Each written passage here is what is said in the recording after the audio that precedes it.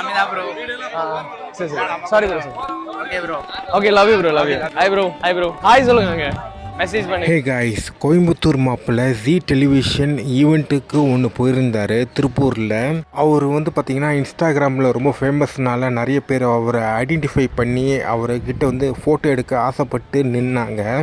ஆனால் போலீஸ்காரங்க அவங்க வழக்கம் போல் எல்லாருக்கிட்டையும் எப்படி பண்ணுறாங்களோ எவ்வளோ உரிமையாக மற்றவங்களை ஹர்ட் பண்ணி பப்ளிக்கில் எம்பாரசிங் பண்ணி அதுக்கப்புறம் அவங்கள ஷேம்ஃபுல்லாக ஆக்குறது, இதே வேலை தான் கோயம்புத்தூர் வேலை மாப்பிள்ளைகிட்டையும் பண்ணியிருக்காங்க. ப்ரோ. சரி சரி sorry bro. Okay bro. Okay love you bro love you. Hi Coimbatore மாப்பிள்ளை வந்து ஒரு விஷயம் சொல்லியிருப்பாரு, கொஞ்சம் சிரிச்சிட்டு கைண்டாக நம்மகிட்ட வெளியில் போக சொன்னால் எனக்கு ஒன்றும் தெரிஞ்சிருக்காது, இது எனக்கு ரொம்ப மனசு கஷ்டமாக இருக்குது அப்படின்னு சொல்லியிருப்பாரு.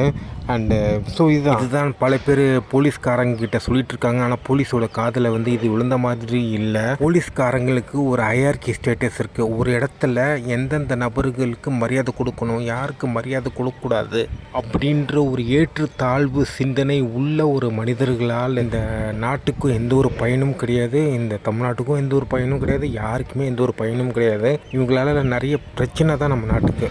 ஸோ இதுதான் என்னமோ இவர் வந்து க்ரௌட் கண்ட்ரோலிங்கில் பண்ணுற எக்ஸ்போர்ட் மாதிரி. அங்கே போயா வாயா போட மயிறு.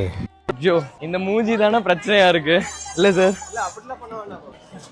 ஐயோ இப்படி பண்ணா பிரச்சனை அப்படியா? நோட்டீஸ் பண்ணிடுவாங்க. நோட்டீஸ் பண்றது இல்ல சார், மனசு சங்கடமாயிருச்சு சார். ஃப்ரீயா வர்றதுக்கா? அப்படி இல்ல சார். ஏன் மனசு சங்கடம் இப்போ? ஹாப்பியா சொல்லிருக்கலாம்ல சார் போலீஸ்காரனா? ஆமா அவருக்கு மனசு இப்ப டென்ஷனா இருக்கு. அதான் எனக்கு அந்த மாதிரி மனசு சங்கடம் இல்ல. நீங்க ஏறி